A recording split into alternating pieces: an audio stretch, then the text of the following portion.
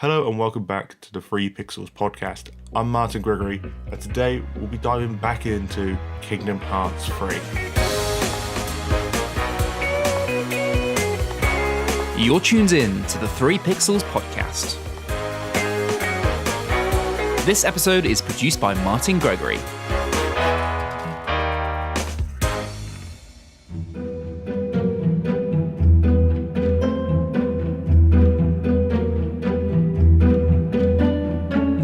If you've been with us even for a short amount of time, you know I love the Kingdom Hearts series, and I raved about the new Kingdom Hearts game when it was announced. I spoke about the game's demo in EGX 2018 and my thoughts on what the game was going to be like as an overarching story and plot, and what my concerns and my positives that I took away from the game. If you haven't heard that episode just yet, I definitely implore you to go listen to that first and then come back to this one, as now I'm going to be talking about the overall game and ask the question, was it worth the wait? So was it worth the wait? Yeah, it was. That's the end of this week's podcast. Thank you for joining us here, and I hope to see you in the next one. Thank you very much. Obviously, I'm joking. There's a lot to unpack with this game, and let's start from the beginning. A hero losing his powers is one of the most common tropes in RPG sequels. This is a bit of a pet peeve of mine, when sequels just put you back to level 1 for no other reason than, well, it's a new game, you need to learn the basics. I've always admired how Kingdom Hearts have always incorporated a reason why Sora is always put back to level 1. Once again, he loses his powers, which is tied to the story. So what do I mean by that? Sora's always fought against the darkness, being with or against his own friends at times. So it's quite strange to see that Sora is now almost turning to what he's been fighting against throughout the entire gaming series. I feel like this is the most significant personal struggle that Sora's ever gone through, and it's quite strong leading into the beginning half of the game, which is fantastic. With Kingdom Hearts 2, you had this strange prologue, and if you didn't play some of the previous games in between that, you'd had no idea what was going on. So picture me when I was quite young, I didn't play these other games or knew about these other games, and it was very confusing at times for me. With Kingdom Hearts 3, you instantly feel like there's a threat. The first world you come by is Hercules' world, a fan favourite. It's been in so many installments throughout the Kingdom Hearts franchise. The journey begins here as Hercules in a previous game lost his own strength, but regained it back, so Sora and the gang start there. In this world, you come across the main villains and their clues to their hidden agenda, as well as villains mock Sora for looking weaker, and this affects Sora, which again tied into Sora's growth. As a character, as in previous games, he always was looking to be strong as possible to save his friends and the people he loves, and once he hit his fullest potential, he lost it in a blink of an eye. And that really comes across in this game, especially the first 3 or 4 hours. You can see that Sora's a bit down in the dumps, he's not himself at all, and I love this character building of him. At the end of the world storyline, Hercules gives Sora some advice, and Sora and the gang set off to stop the evil Xehanort from acquiring the X-Blade and summon Kingdom Hearts. Now I know already people thinking, they're going to stop who? To do the what now? Look, I'm really sorry, there's 27 hours of cutscenes and 12 previous games to go through and explain. In short, Xehanort is a really bad guy who wants to use Kingdom Hearts, which is a power source of people's evil energy, which can now destroy the universe as we know it. So, let's actually talk about the story. In the EGX video, I said about the storytelling is not so strong. And unfortunately, Kingdom Hearts 3 is no different. I said to Ben a number of times during and after recording our podcasts, Kingdom Hearts' weak spot is keeping pace and tempo throughout the entire game.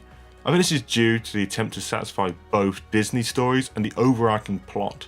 It becomes hard for the player to get invested, where at times the main character is even questioning why they're visiting some certain worlds.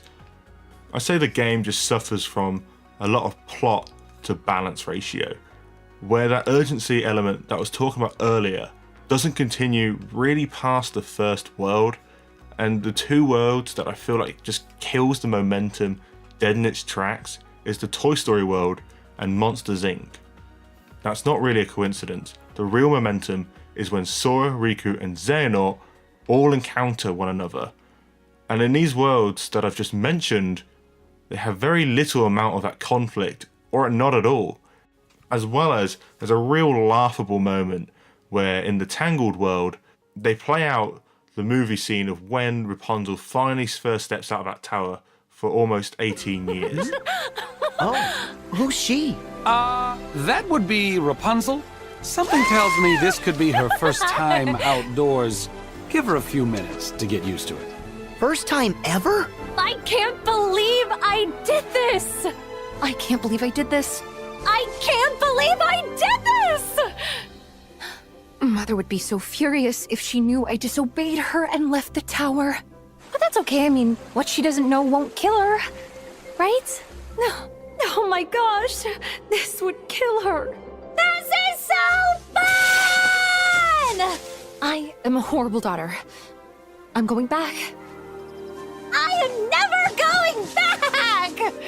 I am a despicable human being. Best day ever! If you remember in the film where she's saying, I'm a horrible daughter, what's my mum gonna say? Had that inner conflict. You could see that Donald, Sora, and Goofy were sort of in the background or even at times right next to her. And after this small montage of her accepting that she's free and she wants to go view these lanterns, she almost suddenly just jumps back and says, who are you guys? It's a really weird moment. I just thought, you've just spent 20 minutes around a complete stranger then, and only just now have you noticed these strangers staring at you with your inner conflict. So that's when I realized there and then, oh no, they're putting the Disney stories over the actual plot at times. I said it in my EGX video as well, that there could be scripting issues, and oh boy, there were some scripting issues. At times, you could really believe Sora's this genuine, heroic person, and then other times he just came across as an absolute idiot, and unable to come across as a real threat to villains when talking, even though Sora's whooped them in previous games, as well as you could miss a number of cutscenes, and you know how exactly they're going to play out, because it's the same thing over and over. Examples: heart, friendship, light; heart, friendship, darkness; and heart. They are said so many times in this franchise, it's almost mind-numbing. You just know what they're going to talk about at times, and that's never good. Predictability is never good in a game. It's not all bad. The overarching story is very strong, and you feel a connection more with the characters, and you can definitely see that Donald, Goofy, and Sora have been together for a long time, at times having banter and having jokes with one another. And it's quite refreshing, because in some games, they reacted like they've never met each other or had so little contact with one another. And it's with that connection that the ending scene of Kingdom Hearts 3 is really emotional. And it's one of those moments you sit back and go, did that just happen? Don't worry, I'm not going to give any spoilers away of the actual ending, but I will say it's probably one of my favourite endings of a video game ever. So it's time to talk about the technical element in the game. In the game, you really have a movie quality. The settings are crisp and so dynamic, it's a delight to explore. In previous games, they never really had the full capability of having huge worlds in real high definition like the Xbox One and the PS4 can give you. And this is made even more fantastic, with being accompanied by an orchestral takes on the movie's classic themes, and it just breathes the world even more into life. Let's talk about some of the key features in Kingdom Hearts 3. I said in the EGX episode that the combat may be the crux of the game, and it will make or break the game, and I would say it made the game. It was fantastic. The introduction of adding fun gameplay options, including the chance to control toy mechs and call in Disney park-like rides into the midst of battle, really adds an element of difference. No battle is the same, and you can really make some extraordinary combos, and they are so satisfying when you get them just right. The enemies that you encounter are fantastically drawn and brought to life. Honestly, I have no complaints with the art style or the visual style of enemies, and that also goes for the world design as well. The assortment of Disney locations were definitely the right ones to use. Each location has had a film or a prequel to that film come out in the last 10 years. The first game came out in 2002. That's almost 17 years ago now. In that time frame, new audiences to the Disney market have come, and they really tried to aim this game at that younger audience while keeping the older fans happy as well with the addition of Hercules. I was looking at some reviews and I do agree with a couple of them. I could also see the argument against it only having 9 worlds. This was meant to be the big finale, the conclusion to it all, and I thought it was going to be in the region of 15.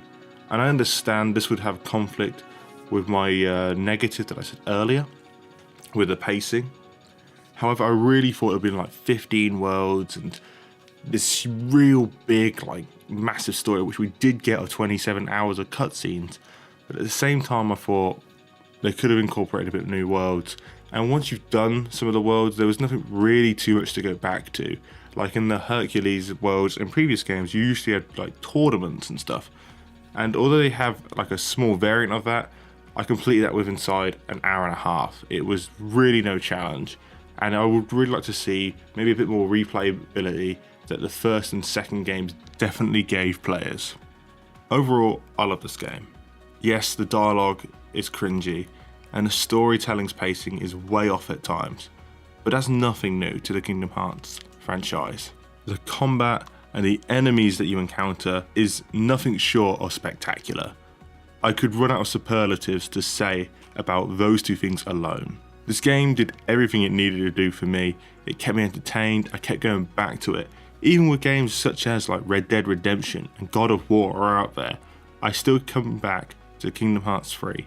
I remember the first day I got Kingdom Hearts 3, and when I finally got it all downloaded onto my PS4, I played it non-stop for that entire day.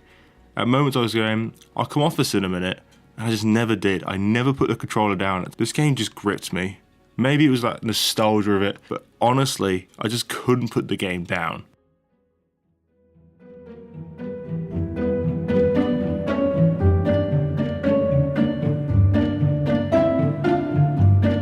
Square Enix said this might not be the last game in the series, but if it was, I'd be okay with that. It ends on a real touching note. And yes, there are definitely some questions that were left unanswered, but honestly, if this game ended there and then, I'd generally be fine with it. It was just such a roller coaster of emotions going through it, and when it finally ended, I actually just sat back and just sort of took it all in for a moment. The game ticked every box I wanted it to tick, and honestly, it was the best Kingdom Hearts game I think I've ever played.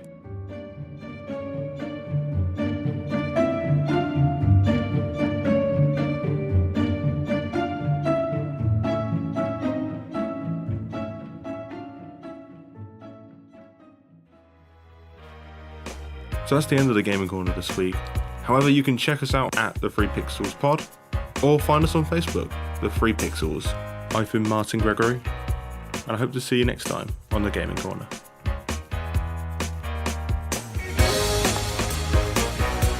You've been listening to the 3Pixels podcast with Alan Taylor, Martin Gregory, and me, Ben Ridley.